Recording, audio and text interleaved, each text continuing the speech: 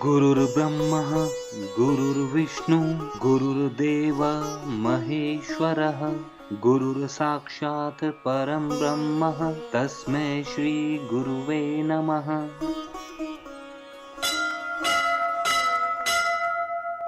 अर्थात गुरु ही ब्रह्मा है, गुरु ही विष्णु है, गुरु ही साक्षात परम ब्रह्म है। ऐसे गुरु को हम प्रणाम करते हैं।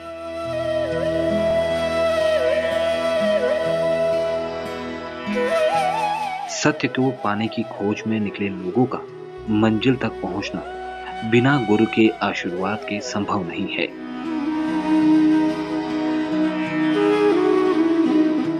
ऐसे ही सत्य की खोज में निकली साध्वी सेवानंद सुबह उठते ही सर्वप्रथम अपने गुरु को नमस्कार करती हैं। श्री गुरु महाराज परमहंस दयाल जी महाराज और श्री नगली निवासी भगवान श्री स्वरूपानंद जी के चरणों में आसन अर्पित कर प्रभु से अरदास करती हैं कि हे प्रभु, इस आसन की लाज रखना। और अनायास ही उनके मुंह से निकलता है कि मेरे हर पाप, अपराध, गलतियां आपके चरणों में अर्पित हैं, क्योंकि गुणों की खान तो सद्गुरु प्यारे हैं। हे सद्गुरु प्यारे, मुझ पर भी कृपा कर मुझे अपना जैसा बना दे। साध्वी सेवानंद जी अकाल पुरुष के नाम जाप निमित्त कर अपने घर के एक कक्ष में ध्यान मग्न है। वो रोज गुरु के आज्ञा से उनका ध्यान और नमन करती हैं।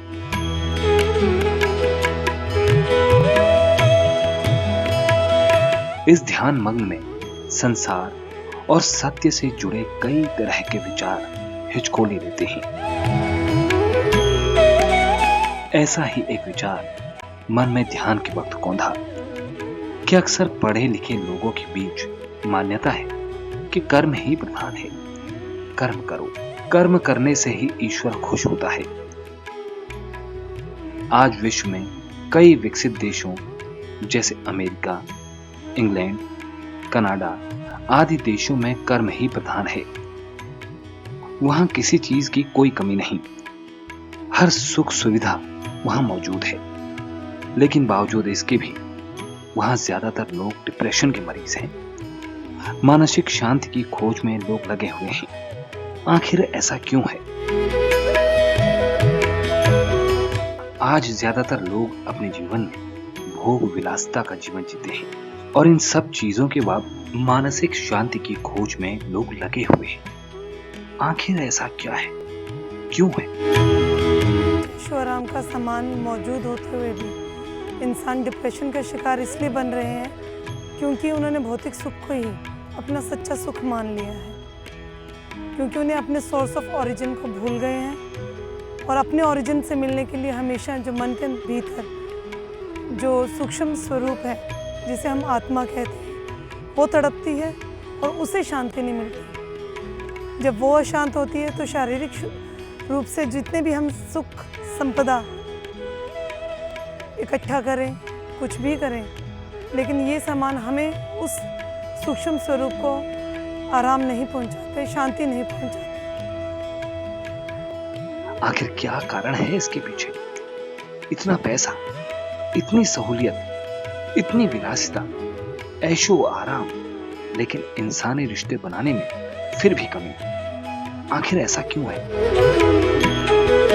क्योंकि हम देते कम हैं और लेने में ज़्यादा यकीन करते हैं। आदमी चाहता है कि मैं कम से कम अपनी पत्नी को दूं और ज़्यादा से ज़्यादा सेवाएं उसकी हासिल करूं, और औरत चाहती है कि मैं कम से कम सेवा इसे दूं और ज़्यादा से ज़्यादा इसका लाभ उठा सकूं। एक्सपेक्टेशंस, जहाँ एक्सपेक्टेशंस मीटअप नहीं करती हैं, वहीं विचारों का विरोध है, वहीं तलाक की अवस्था है। जहाँ आप इस बार ज़्यादा से ज़्यादा कर रहे हैं, उन परिवारों में कभी भी तलाक की अवस्था, सिचुएशंस नहीं पैदा होती। सांसारिक मोह और लालच की दलदल में घिरा इंसान लगातार सिर्फ पैसे की ओर भागता रह जाता है, और जिस सार्थक कार्य को करने वो इस धरती पर जन्म लेता है, वो उससे कोसों दूर हो जाता है। इस संसार में जीवन जीने का एकमात्र उद्देश्य क्या पैसा कमाना है, परिवार को पालना, ऐशो आराम करना ही है?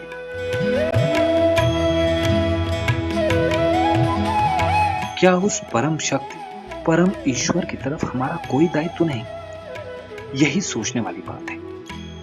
आखिर हम सब ने इस धरती पर जन्म क्यों लिया है? हमारे जन्म के पीछे कोई उद्देश्य भी है, या ये एक रूटीन प्रक्रिया है जो सभी के साथ चली आ रही है? जन्म, कर्म और अंत में मृत्यु? शायद नहीं। हमारे गुरुजी जिस शांति की ओर जाने की बात करते हैं वो अलौकिक है, अद्भुत है, अति आनंदमयी है। जो अब तक उस दिव्य ऊर्जा से दूर है, उन्हें एक आमंत्रण है इस ऊर्जा की शक्ति को महसूस करने का। वो अलौकिक है, अद्भुत है, अति आनंदमयी है।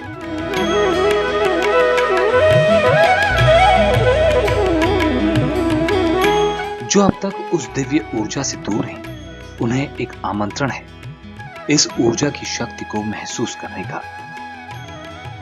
एक बार इस ऊर्जा को महसूस कर आप खुद ब खुद उसके प्यार भरे एहसास से इस ओर खींचे चले आएंगे।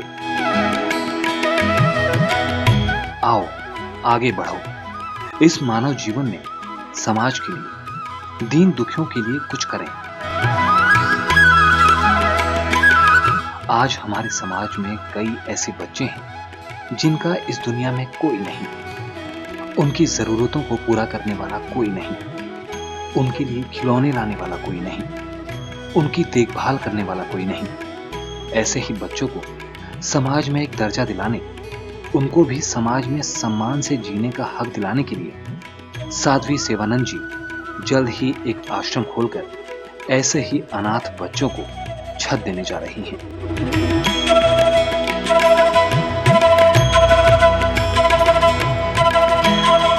हिंदुस्तान में नहीं, मैं पूरे विश्व की बात करूंगी कि आश्रम नहीं, कई एनजीओ सामने आए हैं जो बच्चों के पढ़ाई को लेके, उनके देखभाल से लेके हर तरह का कार्य बहुत ही अच्छी तरह से कर रहे हैं। लेकिन जो मेरा सोचने का विचार है वो ये है कि पहला एक जो हमारा एक समाज का ढर्रा था जहाँ पे लड़कियों को पढ़ाया जाना ही श्राप माना जाता था, जिन्हें घर का काम करना ही उनका व्यक्तिगत प्रमुख काम माना जाता था।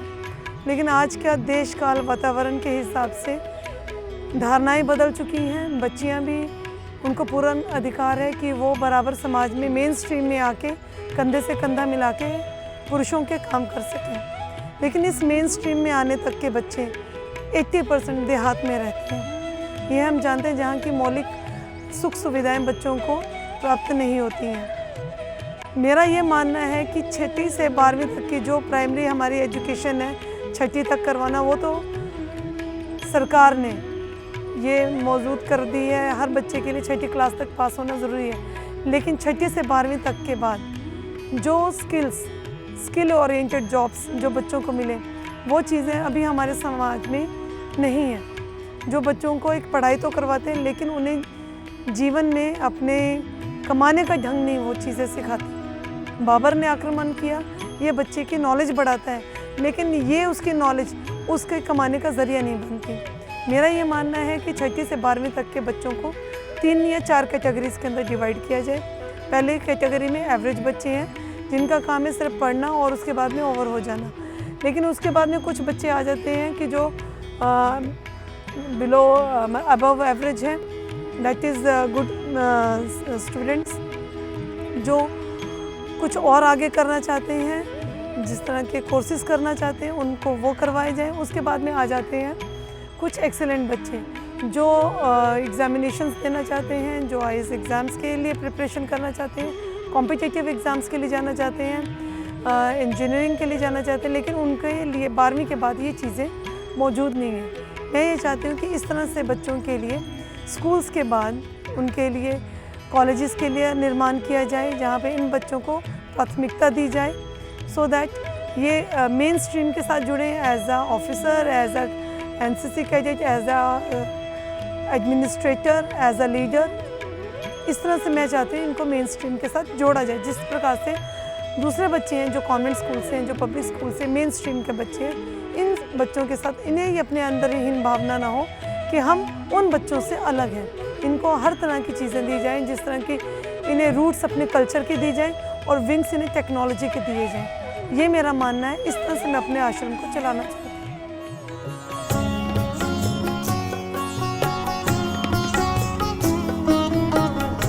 हम सब में ईश्वर है।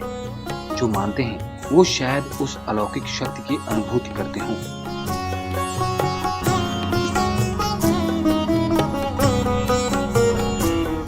लेकिन जो नहीं मानते वो भी एक पल को सोचे, ये सृष्टि, ये शरीर, ये पहाड़, ये झरने, आखिर कौन इनको चला रहा है?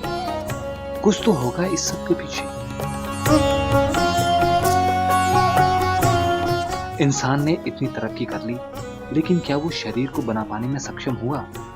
बहुत पास तक पहुंचा, लेकिन खुद शरीर को बना पाना अभी भी संभव नहीं है। वाकई हम सभी अपने शरीर से नहीं, बल्कि अपने मन, अपने विवेक और अपनी बुद्धि से काम करते हैं।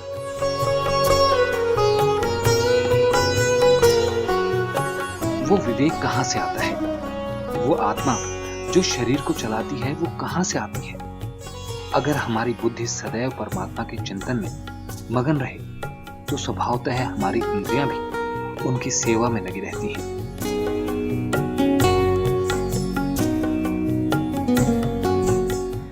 आत्मा जिस प्रकार से आपका शरीर,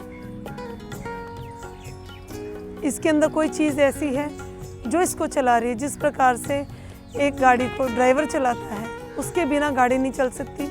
आत्मा वो ड्राइविंग फोर्स है जो आपके शरीर को चलाती है। आइए हम भी उस परम शक्ति को अपनाएं, भीतर से उसे महसूस करने की कोशिश करें, एक कदम बढ़ाएं उस परम शक्ति की ओर जो इस पूरी सृष्टि को लगातार चलाए रखने का सामर्थ्य रखती है।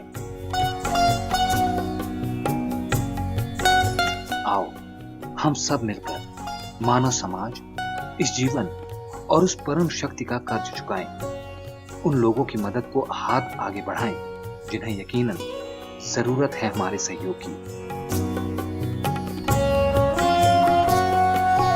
आओ बढ़ चलें उस युग की ओर जो अलौकिक ऊर्जा से भरी हो। ओम हरिहर।